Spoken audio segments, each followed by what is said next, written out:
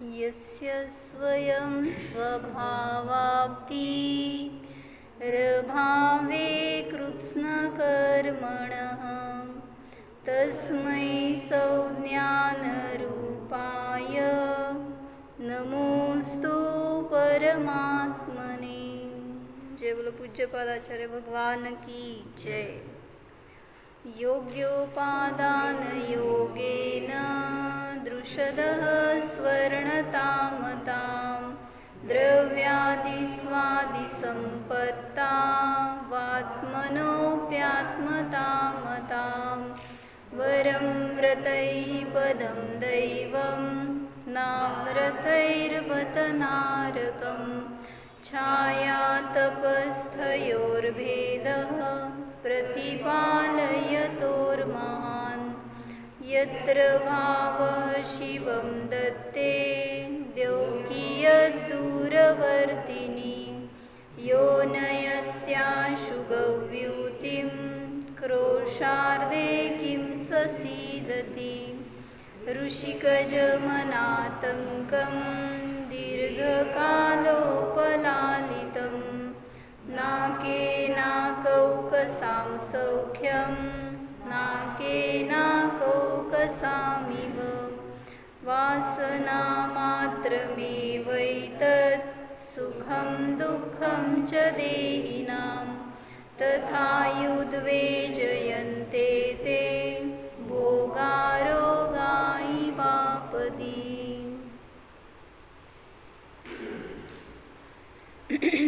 सहावा श्लोक चालू आहे। त्याच्यात काय अर्थ घेतला होता की जे संसारी जीवाचे भोगाच्या विषयीचे भाव आहेत, रागद्वेषादी भाव आहेत, हे भाव मिथ्या आहेत किंवा भ्रम आहे किंवा वासना मात्र आहेत। का म्हणलं? कारण तिथं सुख वाटतंय तुम्हाला, पण वास्तविक ते सुख नाही, उलट ते म्हणले उद्विग्न करणारे असतात। ते परिणाम, ते भोग, ते विषय जर तुम्ही त्यांच्या आहारी गेलात तर नियमाने ते आपल्याला शांती देणारे नाही आहेत, त्याच्यातून आपल्याला सुख मिळणार नाही आहे, उलट तृष्णा वाढवणारे आहेत। म्हणून म्हणलं त्याच्या आहारी जाणं योग्य नाही। वास्तविक भोग कुठला आहे, कुठला घ्यायला पाहिजे? तर आपल्या स्वभावाचा भोग घ्यायला पाहिजे। तोच म्हणून तर म्हणलं ना, जिनधर्म भोग प्रधान आहे, त्याग प्रधान आहे हे सांगितलं गेलं तर धर्मापासून दूर जातो जीव। म्हणजे काय? धर्म सोडायला लावतो असं म्हटलं तर धर्मालाच सोडतात लोक। म्हणून म्हटलं काय, पहिल्यांदा कला सांगितली की भोगायची कला शिकवली जिनधर्मामध्ये, आणि ज्याला ही कला कळाली तो खरा सुखी होतो। मग त्याला उदाहरण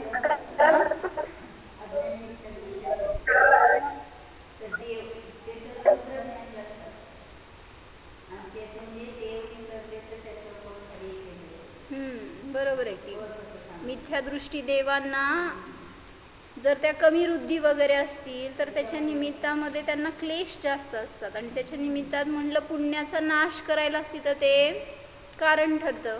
अधिक पुण्य झालं म्हणून देवगतीला गेला होता, पण तिथं राहून त्या संक्लेशाने पुण्याचं सगळं काय म्हणायचं संक्रमण होतं, आणि ते पापात रूपांतरित झालं की पुन्हा तो तिर्यंच्यामध्ये येणार।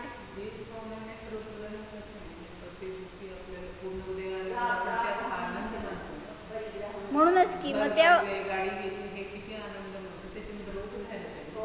मग ते आर्त रौद्र ध्यानाचं फळ नियमाने सांगितलं। आर्त ध्यानाचं फळ नरक निगोद, आणि रौद्र ध्यानाचं फळ तिर्यंच गती असं सांगितलं। म्हणून तिथं ते जीव सुद्धा निगोदादी गतींना प्राप्त होतात।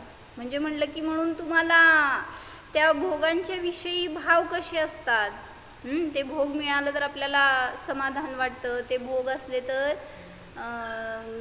तृप्ती वाटते।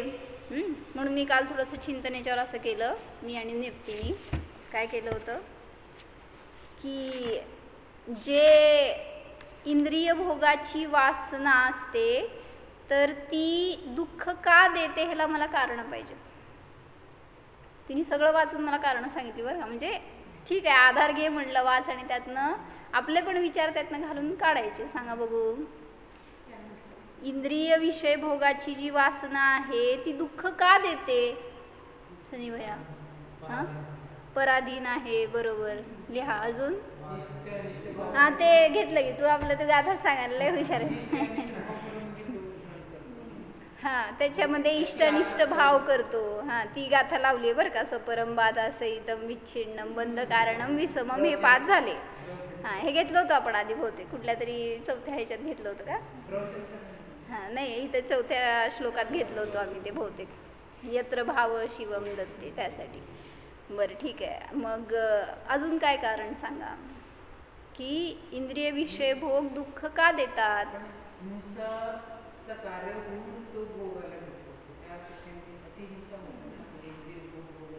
बर, इंद्रिय भोग भोगताना 5 पाप होतात म्हणून तिथं ते दुःखाला कारण आहे. अजून दिलं का सनी भैया? घ्या.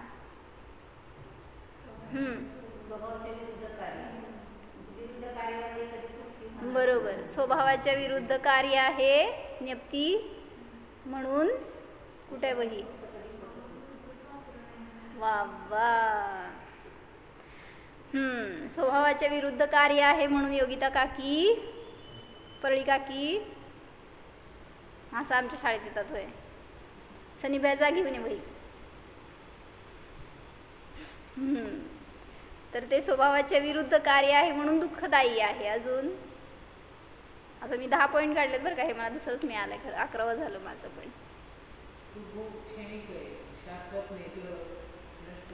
शाश्वत नाही. हां, ते आलं की त्याच्यामध्ये विच्छिन्नम मध्ये, म्हणजे विच्छिन्न नष्ट होणारे आहेत म्हणजेच क्षणिक आहेत म्हणून दुःखदायी आहेत. बरं, अजून बोल काय काढलं होतं? नाश होते हे ठीक आहे, पण त्या नाशाचं भय असतं म्हणून त्या जीवाला त्या इंद्रिय भोगातून दुःखच भोगावं लागतं. इंद्रिय भोग जे आहे ते दुःखाला का कारण? कारण ते भोग, त्या भोगाच्या नाशाचे भय असते, सतत त्याच्या सुरक्षेचे विचार करतो म्हणून, आणि मग त्याच्या निमित्तात आकुलित राहतो तर दुःखच होणार. उदाहरणार्थ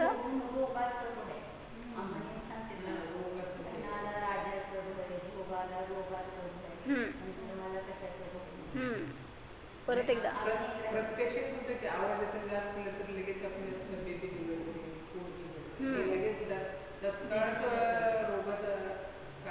बरोबर आहे. रोगाला उत्पन्न करणारे आहेत ते भोग म्हणून सुद्धा दुःखदायी आहेत. काय काय म्हणला?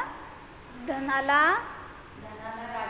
राजाचं भय, भोगाला रोगाचं भय, तारुण्याला म्हातारपणाचं भय, पण धर्माला कशाचेही भय नसते. काय काय अर्थ सांग?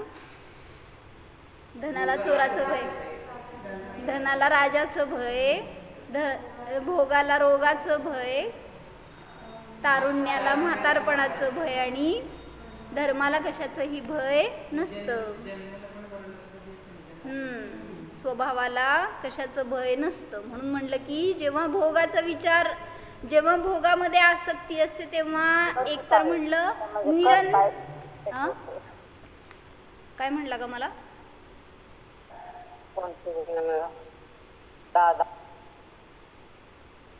शिल्पा भाभी माझ्याशी बोलताय का? बरोबर, हे काढलं मी. बरोबर, म्हणजे मी काय काढलं सांगते पहिल्यांदा की हां बरोबर. काय म्हणलं? जसं त्या विषयांना भोगूनही तृप्ती मिळत नाही त्यामुळं अतृप्त राहतो, तिथं इच्छा तृष्णा वाढत जाते आणि त्याच्या निमित्तामध्ये सुख कसं मिळणार? जसं त्यांनी आता उदाहरण दिलं हॉटेलचं भोजन. कोणाकोणाला आवडतं? ज्याला आवडतं त्यांना सांगितलं लवकर जागे व्हा, एवढंच. तर ते आता काल परवाच्या प्रवचनमध्ये म्हणजे एक मे महिन्यातलं प्रवचन आहे ते जितूबाईंचं. त्यामध्ये त्यांनी सांगितलं की कोणीतरी मनुष्य माळशिरसचा का कुठला होता काहीतरी सांगितलं, आणि त्याला भयंकर उलट्या होत होत्या कितीतरी दिवस झाल्यापासून. तर त्याला ॲडमिट केलं. सदाशिवनगर म्हणले. हां बरोबर, बरोबर ऐकताय तुम्ही सगळे प्रवचन. तर ते त्यांना उलट्या व्हायला लागल्या म्हटल्यावर का विचारल्यावर सगळं इन्व्हेस्टिगेशन झाल्यावर कळलं की 4 महिने सलग त्यांनी म्हणे मिरचीचा ठेचा खात होते. काल आपण वाचल्यासारखं सी सी करते जाते है और खाते जाते. म्हणजे रडल पण बिचारा ते सोडणार नाही अशी. आणि त्याच्यामुळं त्याला पित्त झाला असेल, अल्सर झाले असतील पोटात वगैरे, त्यामुळं त्याला त्रास होत होता. मग त्याला इतकी कंडिशन खराब झाली होती म्हणले शरीराची की ICUमध्ये ॲडमिट केलं, ऑक्सिजन लावला इथंपर्यंत, मरणाच्या दारात गेलेला माणूस. आणि मग तो बरा होऊन बाहेर आल्यावर डॉक्टरांनी त्याला नियम दिला म्हणे. काय म्हणले माझ्याकडनं कोणाला नियम घ्या म्हणलं तर घेत नाहीत, ते डॉक्टर दिल्यावर घेतला म्हणे 4 महिने मिरची खाणार नाही. म्हणजे भोग असतात ते कसं त्रास देणारे असतात, जिभेचे चोचले. म्हणून त्याच्यासाठी त्यांनी त्याच प्रवचनमध्ये हे पण घेतलं होतं की कॉफी पिणाऱ्याची व्यसन असतं ना कॉफी हे एक. मग ते मध्ये व्हिडिओ आलं होतं की कॉफी म्हणजे काय हो, हां त्याच्यामध्ये कितीतरी पर्सेंटेज कॉक्रोच असले तर अलाउड करतात FDA कडून, WHO कडून. म्हणजे पडतात त्याच्यात, आम्ही काय करणार. आणि ते क्रश होऊन त्याच्यामध्ये जातात. हां म्हणजे ते कॅफिन बीज असतात ना ते स्टोअर केले जातात तिथं फॅक्टरीमध्ये, तर त्याच्या वासानी अट्रॅक्ट होतात ते. आणि इतके सारे त्या गोडाऊनमध्ये ठेवलेले बॅग्स असतात ना त्या कॅफिनचे, त्याच्यामध्ये किती जाऊन बसणार आहेत तुम्हाला काय माहिती. आणि तुम्ही ते बॅग सगळे तसे मशीनमध्ये ओतणार, काय होणार. म्हणले तेवढे पर्सेंटेज अलाउड आहे असं त्या ह्याच्याकडून आलं. कोणाकडनं, गव्हर्नमेंटकडनं आलं. हां नाही खाणारे जैन आहेत ना, तुम्ही काय करायचं मग. जैन आहेत का अजैन आहेत, ते करणारे जैन असू देत नाही तर अजैन असू देत, तुम्ही कोण आहे हो. आणि मग हे सांगितलं मी आमच्या वडिलांना. हो म्हटलं बघा ते कॉफी पिता तुम्ही, त्याचं व्यसन आहे तुम्हाला, तर म्हटलं सोडा, त्याशिवाय सुटणार नाही. मला लगेच म्हणाले त्यांनी, म्हणले मला दुसरा ऑप्शन नाही, मी लगेच सोडतो. म्हणलं की मी ते पण हां हां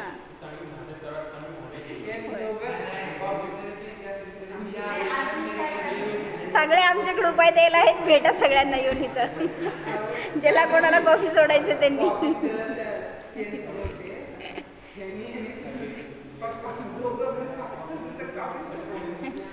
म्हणजे सांगायचं की तुम्हाला ते शुद्ध खायचं म्हटल्यावर कसंही खाऊ शकता ना.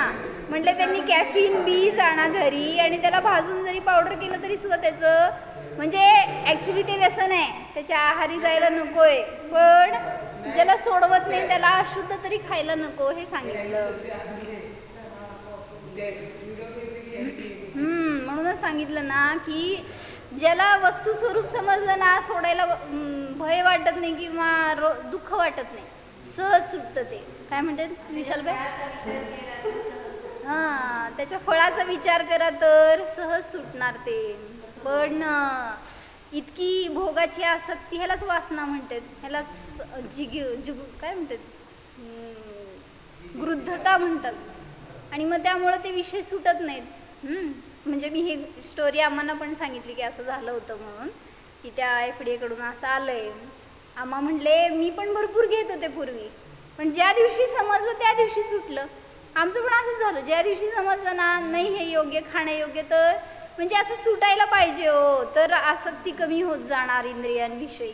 पण आपण त्यामध्ये असे रचपचलेलो असतो की त्याशिवाय जीवन नाही असं वाटतं. नाहीच आहे, उलट ते कॅफिन म्हणजे काय म्हणलं, व्यसन, ड्रग आहे ना ते. ज्याला ज्ञान ध्यान करायचं त्यांनी अशा व्यसनांच्या आहारी जाऊ नकात.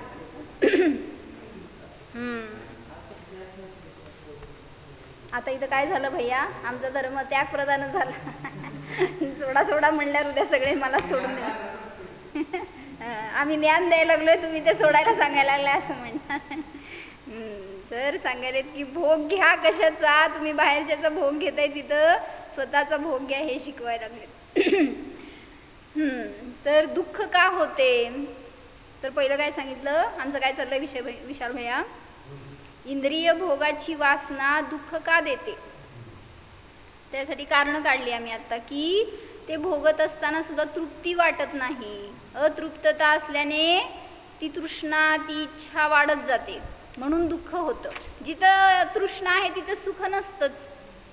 म्हणून सांगितलं ती तृष्णा. चहा पण तसंच असतं बरं का, म्हणजे कॉफीचं समजू नका फक्त. चहा पिणाऱ्यांना सुद्धा उलटं जास्त ते डोक्यालाच मार देतं पहिल्यांदा. टॅनिन असतं त्याच्यामध्ये आणि ते टॅनिनसुद्धा तुम्हाला हँगओव्हर करायला कारण असतं. म्हणून ते कुठलं जे डोकं दुखते म्हणतात ना लोक, चहा नाही मिळाला आज तर का हो सांगा चहावाले, आज चहा पिलं नाही तर तुम्ही शिबिरात चहा ठेवला होता का? हे लोक कोणाच्या तर घरी जाऊन चहा पितात बरं का, नाही मिळालं तर असं करतात. अरे म्हणजे आपण परीक्षा तेवढी तर करू शकतो ना, की जेवढं सानिध्यामध्ये आलोय तिथं तरी अशा व्यसनाचा त्याग.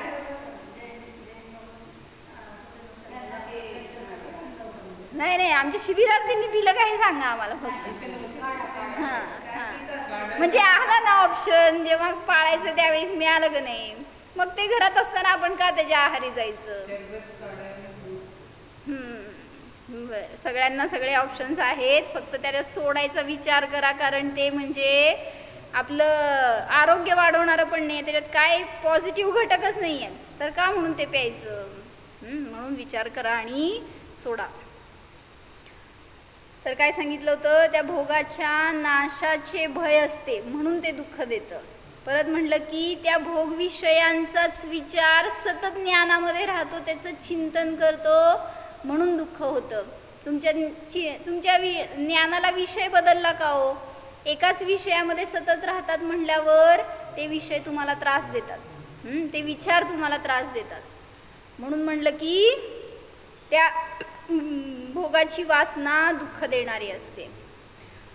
पुढं म्हणलं ते भोग प्राप्त तर झाले, प्राप्त करताना पण कष्ट आहेत. घेतली ना ती गाथा, आरंभे तापकान प्राप्ता व तृप्ती प्रतिपादकान. म्हणजे प्राप्त करताना दुःख, प्राप्त झाल्यावर दुःख आणि नष्ट झाल्यावर परत दुःख. कशाचं? ते विषय भोग जे पण तुम्ही, एक्झाम्पल काय, धन प्राप्त करताना पण कष्ट आहेत, ते प्राप्त झाल्यावर त्याची सुरक्षा करायचं, परत दुःख, आणि ते नष्ट होऊ नये, नष्ट झालं तर त्याचं परत दुःख. म्हणून म्हटलं की हे इंद्रिय विषय भोग कसे आहेत तर दुःख देणारे आहेत. पुढं त्या भोगानेच जो स्वतःला कृतकृत्य मानतो, धन्य मानतो, तो नियमाने दुःखी होतो.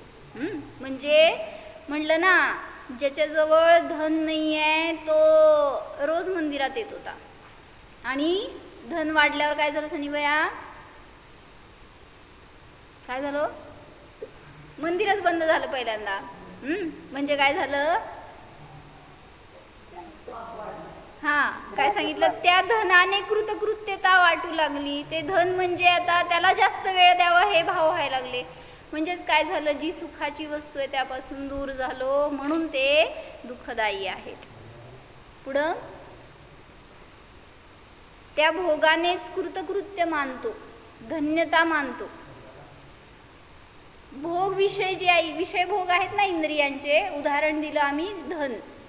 मग ते भोगत असताना, ते साठवत असताना आपल्याला जी मूळ गोष्ट आहे, जी सुखाची वस्तू आहे त्याच्यापासून आपण दूर राहतो, म्हणून दुःख मिळतं. पुढं सांगितलं त्या इंद्रिय विषय भोगानेच स्वतःचं अस्तित्व मानतो, म्हणून दुःखी होतो.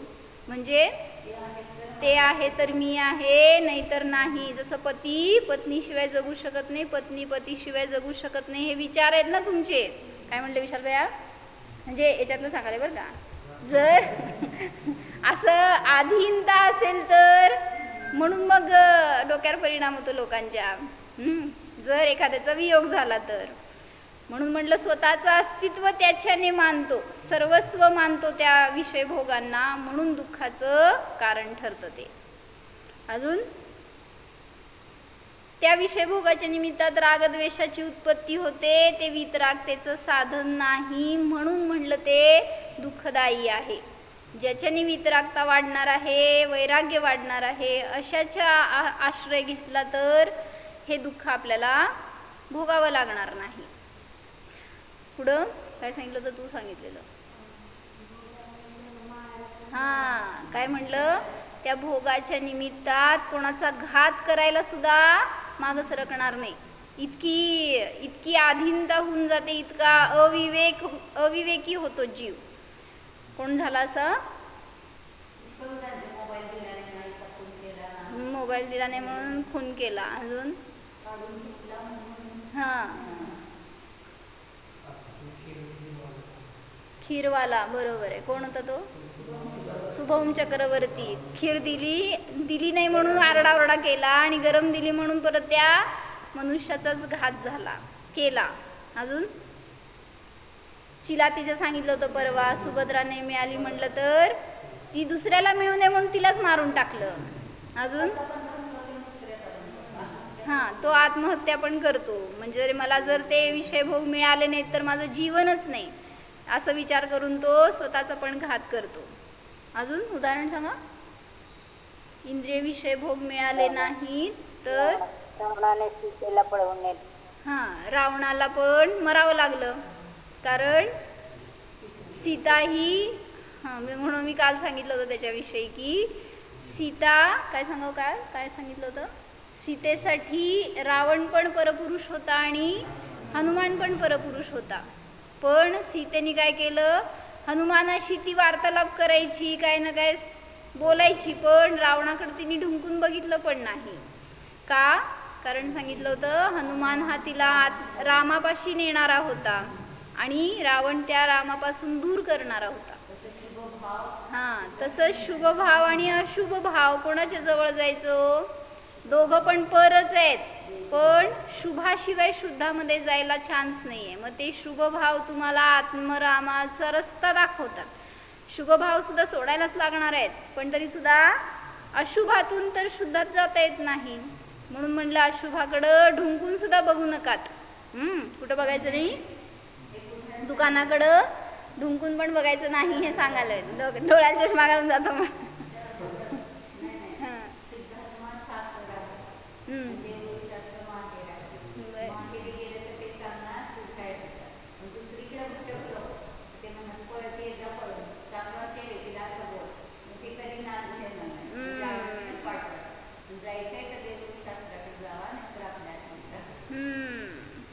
एक तर स्वभावात राहा, नाहीतर बहिरंगात विकल्पात आलो तर देवशास्त्र गुरुच्या सानिध्यामध्ये राहा, अन्यथा बाहेर गेलो तर नियमाने भरकटणार. पुढं त्या विषय काय झालं, काय विषय मला पण सांगितलं. हां, विषय भोग हे भटकवणारे आहेत म्हणून दुःख आहे. मग त्यासाठी सांगितलं की जो त्या विषय भोगाची वासनेमध्ये अडकतो तो नियमाने असंयमी होतो, अशांत होतो, अविवेकी होतो.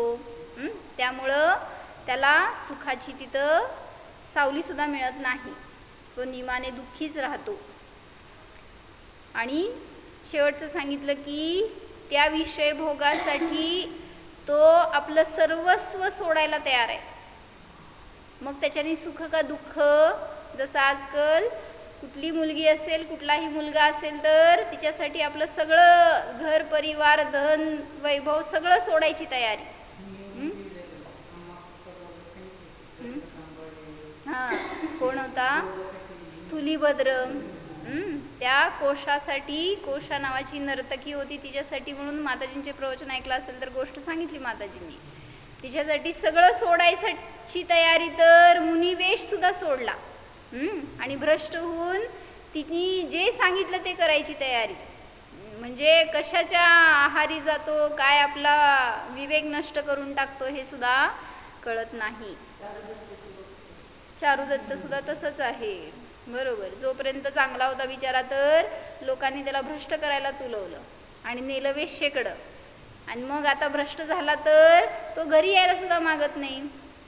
अनेक वर्ष गेले, सगळी संपत्ती हळूहळू सगळी दिनार, किती मोठी संपत्ती होती ती, करोड 56 करोड दिनारची संपत्ती सगळी तिच्या नावाने नष्ट करून टाकली कित्येक वर्षांमध्ये. शेवटी या वडिलांनी निरोप दिला की मरायला टेकलोय आता तरी ये बघायला. मग मेलेत म्हणून पण निरोप दिला, तर मेलेत आता काय भेटायचं म्हणून तरी सुद्धा आला. इतके पठ्ठे असते भोगी जीव. म्हणून म्हटलं असं आपल्याला त्या भोगामध्ये अडकायचं नाही. म्हणतो ना आपण काय पूजेमध्ये, इंद्रिय के भोग मधुर विष सम लावण्यमयी कंचन काया, यह सब कुछ जड़ की क्रीडा है, मैं अब तक जान नहीं पाया. म्हणजे काय, इंद्रिय के भोग मधुर विष सम. विष कसा असतो, गोड विष असतं का? असते कशाला घाबरायला. गोड विषच आहेत म्हणते त्याला. म्हणजे काय म्हणते, एक जण सुरीनी गळा कापतो, एक जण केसानी कापतो, तसं आहे ते. म्हणजे विषच आहे, बरोबर. म्हणजे कार्य काय करतं, विषासारखंच कार्य करतं. तर ते गोड असू दे नाही तर कडू असू देत, विषय समजलं तर कोणाची प्यायची तयारी होणार नाही. तुम्हाला दुधात मिसळून खव्यात घालून दिलं विष तर खाणार का नाही? म्हणजे विष ते विषच आहे. म्हणून म्हटलं की इंद्रियांचे भोग हे विषासमान आहेत. लावण्यमयी कंचन काया, त्या भोगांचं रूप कसं आहे हो, लावण्यमयी म्हणजे मोहक आहे, आकर्षक आहे. कंचन काया, सोन्याची काया आहे त्याची, म्हणजे म्हणायचंय सगळं असं रूप आहे की जे तुम्हाला भुलवणार आहे. लावण्यमयी कंचन काया, यह सब कुछ जड़ की क्रीडा है. हे सगळे काय आहे, तो जडाची क्रिया आहे. कारण इंद्रिय जड आहे, तर त्या इंद्रियांचे भोग कसे असणार, विषय कसे असणार, जडच असणार. आणि त्यांच्या निमित्तात मी काय केलंय आजपर्यंत, मैं अब तक जान नहीं पाया. त्यामुळं मी आजपर्यंत स्वतःला ओळखू शकलो नाही. म्हणून तर मग तिथं जेव्हा मुनी दीक्षा घेतात तेव्हा पहिलं त्यांना व्रत काय सांगितले, 28 मूलगुणांमध्ये एक काय असतो, इंद्रिय निरोध म्हणलं. पंचेंद्रिय निरोध म्हणतो ना आपण, 5 इंद्रियांच्या विषयांचा प्रथम ज्याला निरोध करता येतो तोच पुढं सरकू शकतो. म्हणून परीक्षा करतात तिथं जेव्हा मुनी दीक्षा घेणार असतात त्यावेळेस ह्याची किती आसक्ती आहे. एखादा नवखा जीव असेल आणि तो दीक्षा मागत असेल तर पहिल्यांदा आचार्य सगळ्या रीतीने त्याला विचलित करण्याचा प्रयत्न करतात. 5ही इंद्रियांचे विषय भोग समोर देतील, विचारतील किंवा असं काहीतरी मुद्दाम चर्चा वार्ता करतील जेणेकरून तो किती विचलित होतो, किती स्थिर राहतो हे पाहतील आणि मग त्याला दीक्षा देतात. म्हणून ज्याला असं दृढता आहे, जो खंबीर आहे ना, आपल्या इंद्रियांच्या अधीन नाही आहे, तोच आपलं व्रत नीट पाळू शकतो. म्हणून मुनींना पंचेंद्रिय निरोध हा संयम सांगितला. त्यामुळे ते विषय भोगाची वासना, त्याचे विकल्प, त्याची आकुलता कोणी येऊन सांगितलं जर तिथं मुनींच्या समोर बसून जर चक्रवर्ती सांगेल माझ्याकडे इतकं वैभव आहे, माझ्याकडे 96,000 राण्या आहेत, माझ्याकडे हिरे रत्न माणकं मोती आहेत, किती अचलित झाले मुनी. म्हणजे समजतं असं बरं का की कोणाचे भाव वगैरे जे बघितले जातात ना, जाऊ देत, मुनी दीक्षा असंच नाही. एखादा आता स्वतःच्या परिग्रहामध्ये सुखी आहे, त्याला जर बाहेरच्या विषयी आकर्षण झालं, त्यांच्याकडे माझ्यापेक्षा जास्त आहे, मग त्याची दृष्टी सगळी जर त्याच्याकडे असेल, त्याच्या वैभवाकडे पराच्या, तर सतत विचारामध्ये ते कसं मिळवावं. कोणी येऊन एक वार्ता जरी सांगितली ना तरी पण चित्त विचलित झालेलं असतं, मला ते हवं, कुठलीही गोष्ट असू दे. म्हणून सांगितलं की इंद्रिय निरोध आणि सॅटिस्फॅक्शन म्हणलं तुमचं काय परिग्रह परिमाण व्रत, त्याच्या निमित्तात सुद्धा सुरक्षा असते. पण आपण त्याचा विचार करत नाही, तसा आपण संयम घेत नाही, त्यामुळं सतत आकुलित राहतो. पण मुनींना अशी आकुलता किंचितही नसते. ते कोण होते, वारिशेण, हो ना, घरी गेले, चेल नाही त्यांची पूर्वाश्रमीची माता. आणि मग सांगितलं नाही का 32 राण्यांना सजून बसा म्हणून सांगितलं होतं विशाल भैया. कोण, पूर्वाश्रमीचे पती होते वारिशेण. आणि मग त्यांनी सांगितलं की, आणि मग चेलनेला काय झालं, चेलना म्हणजे माता, आनंद व्हायला पाहिजे होतं, पोरगं घरी यायला लागलंय आणि आता सगळं सजून बस म्हणून सांगते म्हणजे आता आपल्यात येतंय परत. पण चेलना कशी होती, धर्ममाता होती. इतकं छान वाटते ना ते चरित्र वगैरे वाचल्यावर. म्हणजे तिचे संस्कार इतके चांगले होते धनश्री की आपला मुलगा भ्रष्ट होतोय का, इतकं चांगलं भावलिंगत्व प्रगट झालेलं, इतकी मुनिदीक्षेचं चांगलं पालन केलेलं, आणि असे विचार का आले त्याला. आणि मग विचारायला गेली नाही, परीक्षा स्वतः केली. काय, सोन्याचा पाट ठेवला आणि चांदीचा, नाही लाकडाचा ठेवला, लाकडाचा पाट ठेवला. काय झालं, मुनी आले आणि एक नजर सुद्धा उचलून बघितली नाही. बाजूला दोन्ही साईडनी 16 राण्या उभारल्या होत्या, नखशी खांत नटून. पण तरी सुद्धा ज्याच्या अंतरंगातनं तुटलेलं असतं ना ते मूळ, तर त्याला तुम्ही काही केलं तरी सुद्धा तो विचलित होऊ शकत नाही. जसं आत्ता आपल्यामध्ये दारू पिणार नाही, अभक्ष खाणार नाही, काय जरा तरी त्याची आहे का काय अंतरंगात आपल्याला लालसा, किती त्याच्याबद्दल कोणी लोकांनी आकर्षण दिलं तरी तुम्ही विचलित होत नाही. म्हणजे म्हणायचं की तसं आपल्याला इतरांच्या परिग्रहाविषयी, परस्त्रीविषयी, परपरिग्रह काय वैभवाविषयी असं आपल्या अंतरंगातनं मूळ तुटायला पाहिजे, ह्या शरीराविषयी तुटायला पाहिजे. तर कोणी तुम्हाला काय केलं तरी सुद्धा तुम्ही स्थिर राहू शकता त्याच्यामध्ये. म्हणजे मुनिराजांचं असं आहे, त्यांची ज्ञान ध्यान साधना अशी उत्कृष्ट असते की त्यांना अंतरंगातनं ते दृढ झालेत तर कोणीही बाहेरून हलवू शकत नाही.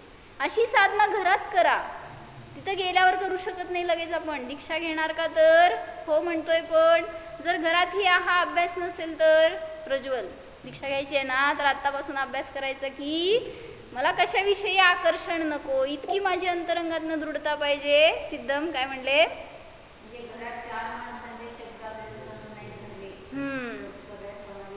बरोबर. म्हणजे घरात एखाद्यांनी म्हणले, त्यांनी की निंदा केली तुमची, अपशब्द बोलले, काय झालं हो तुम्हाला, लागलं म्हणतो मनाला. म्हणजे कुठलं मन कोणाचं, शब्द कोणाचे, लागलं कोणाला, तुम्ही कोण, त्याच्यातच अस्तित्व मानलं म्हणल्यावर दुःखी होतो.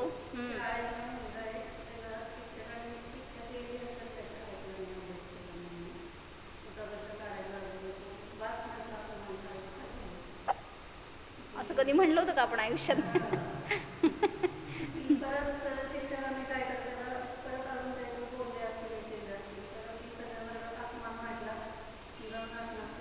अरे बापरे, काय सांगितलं ऐकलं का, पेपर वाचत जावा. असं सांगायला की शाळेमध्ये एका मुलाला सरांनी काय अभ्यास केला नाही म्हणून उलट्या बशा काढायला लावल्या, तर तो म्हणला बास माझे पाय दुखायलेत. कधी म्हणलाय का शाळेत असं. आणि परत त्या टीचरनी काय केलं म्हणे, काहीतरी परत बोलल्यावर त्याला अपमान वाटला, तर त्यांनी जाऊन आत्महत्या केली. इतकं विवेक असतो का हो लहान मुलांना. अविवेक आहे सोडा तो, पण आत्महत्या कधी शब्द सुद्धा आम्हाला परिचित नव्हता. म्हणजे आम्ही जेव्हा शिकत होतो तेव्हा फक्त कोणाचं तर ऐकलं तर भय वाटायचं, मरायचं तर लय डेअर लागतं त्याला. पण असलं डेअर करायला जाऊ नका.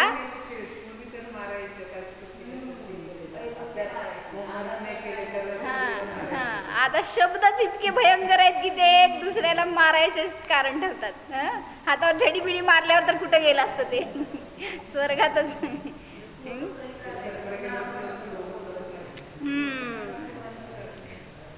म्हणून सांगायचंय की संयम हा अंतरंगातून येतो, बाहेरून कोणी संयमी बनवू शकत नाही कोणाला. किती जबरदस्ती तुम्ही म्हणाल कोणाला की हा नियम घे, असं पालन कर, असं व्रत कर, असा धर्म कर, तर जबरदस्ती कोणावर लादू शकत नाही. धर्म ही जबरदस्तीची वस्तू नाही.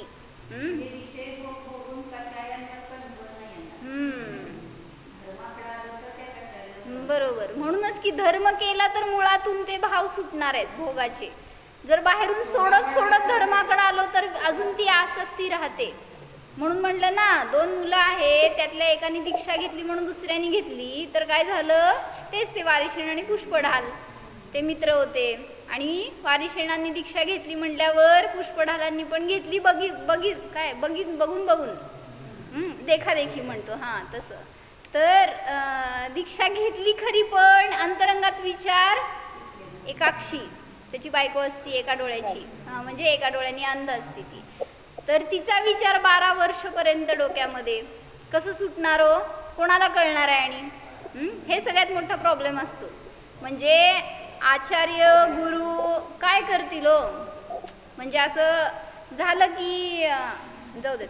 तर आचार्यांना जर संगत आहेत, संघात कोणी आता साधक म्हणून आहेत, कोणी दीक्षित आहेत, तर बहिरंगामध्ये सगळं तुम्हाला समजू शकेल, काय चर्या पालन करतात, काय बोलतात, सांगतात, हे सगळं दिसेल. पण अंतरंग परिणाम कसे दिसायचे ते तर तुम्हालाच गम्य आहेत, नाही तर केवलींना. आणि मग त्याचं फळ तर कोणाला भोगावं लागणार आहे? म्हणून तिथं आतून विशुद्धी करायची आहे हो. मग त्यांनी आज मी काय ऐकलं माहिती का, ज्याला स्वाध्याय करायचा आहे, ज्याला धर्म करायचा आहे, त्याला 3 गोष्टी सांगितल्या. तुझ्यामध्ये 3 गोष्टी असायला पाहिजेत. जर तुला असा ज्ञानपूर्वक स्वाध्याय करायचा आहे, काय ग्रहण करायचं आहे, तर काय पाहिजे? 3 गोष्टी. पहिलं म्हणले जिज्ञासा, जे काय शिकणार त्याच्याविषयी जिज्ञासा हवी. दुसरं सांगितलं जिज्ञासा, नंतर विनय, बरोबर. तर विनय, विनय म्हणजे जे शिकणार त्याच्याविषयी विनय असेल तर ती विद्या ग्रहण होते. आणि तिसरं सांगितलं विशुद्धी. मग अंतरंग जितकी विशुद्धी असते त्याच्यानुसारच तुम्हाला त्या पदार्थाची, त्या विषयाची, त्या धर्माची उपलब्धी होणार. म्हणून जो पण विषय तुम्ही ग्रहण करणार आहे, तर विषय म्हणजे आता धर्मातील म्हणा, स्वभावाविषयी म्हणा, तर त्याच्याविषयी किती आपल्याला जिज्ञासा आहे, ओढ आहे, किती आपण त्याच्याविषयी समर्पित आहोत, आपल्याला त्याविषयी किती विनय आहे. आत्म्याचा विनय कसा करायचा असतो? आत्म्याचा विनय कसा करायचा? हां, तुम्ही देताय ना, आत्म्याकडे उपयोग देताय, हाच तुमचा विनय आहे. त्याला बहुमान देताय, त्याच्यासाठी आपलं सगळंच वेळ देता, शक्ती देता, उपयोग देता, तर तेच विनय आहे.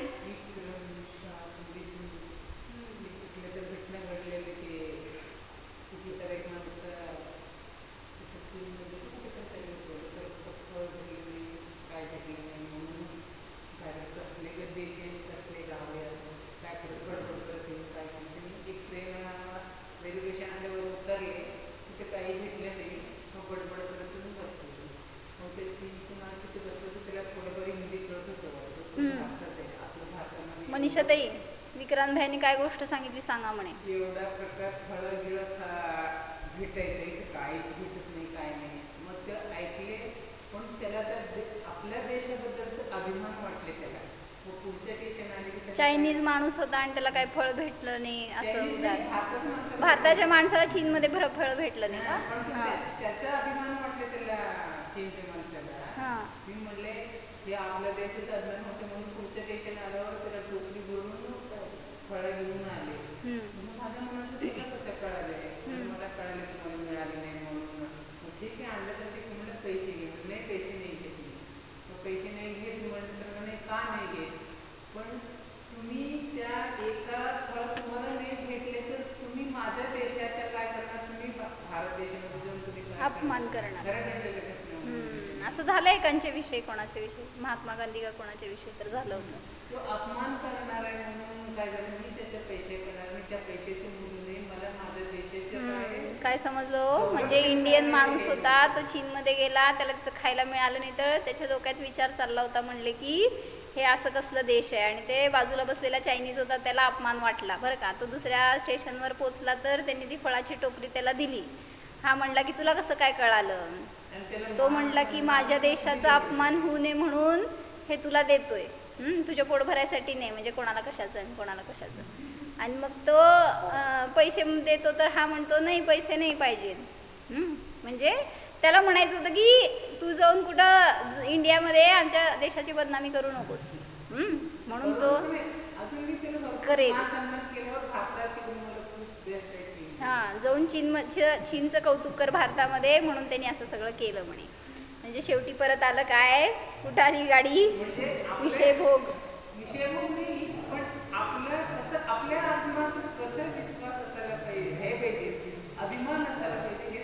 हां, त्यांनी देशाचा अभिमान केला. त्याला देशाचा अभिमान वाटला, तसा आपल्याला आपल्या आत्म्याचा अभिमान वाटतो का? धर्माविषयी अभिमान वाटतो का? त्याचा प्रचार प्रसार करायला पाहिजे, त्याच्याविषयी सांगायला पाहिजे, त्याची महती गायला पाहिजे. पण आपण काय करतो? मीच द ग्रेट. आपल्या जैन धर्माचं काय आचरण आहे आजकाल पिढीने आपल्या जैन मुलानेच ते भ्रष्ट करायला लागले. हे सगळं आहे इंद्रिय विषय भोगाची कथा. म्हणून सांगतात सगळ्यात सोपा उपाय काय? भोगाच्या अधीन व्हायला नको. पहिल्यांदा मार्गदर्शन असं व्हायला पाहिजे की, म्हणून म्हटलं त्यांनी मुलाला तुम्ही सांगताय मोबाईल घेऊ नको, त्या आहारी जाऊ नको, पण आई वडीलच जर ते करत असतील तर मुलगा कोणाचा आदर्श घेणार? शब्दांना प्रभाव नसतो, तुमच्या कृतीला प्रभाव असतो. म्हणून तुमच्याकडे बघून शिकतात लोक. तुम्ही किती म्हटलं पोरांना स्वाध्याय करा, म्हटलं का नाही निश्चयला आज ये स्वाध्यायाला? मी म्हटलं होतं, कुठं आला?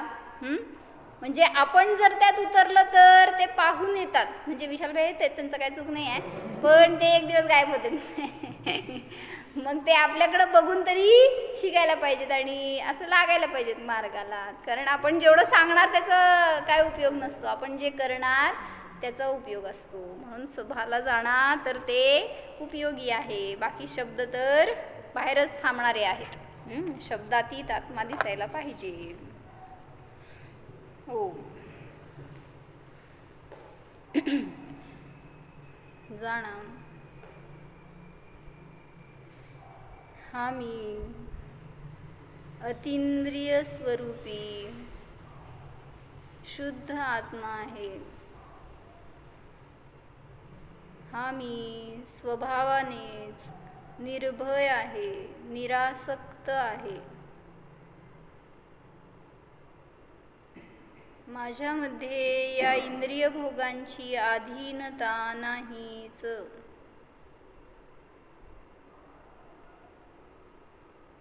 आत्म्यामध्ये इंद्रिया नाहीत, इंद्रियांचे विषय नाहीतच, त्या विषयांची वासना नाहीच, त्या वासनेचे भय दुःख नाहीच. जाणा या सर्वापासून भिन्न या सर्वांना मात्र मी जाणणाराच आहे.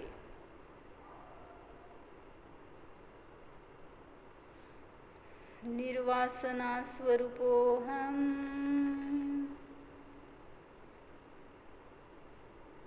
निर्विकार स्वरूपोऽहम्. ओम विसर्जन. नमो